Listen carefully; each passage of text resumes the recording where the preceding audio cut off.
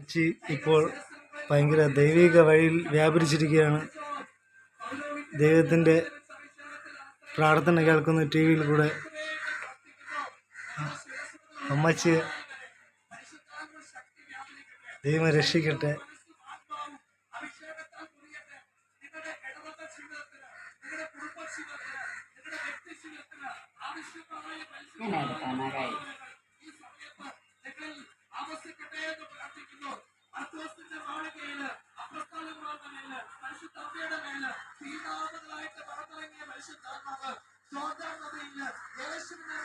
അറിയാട്ടെ.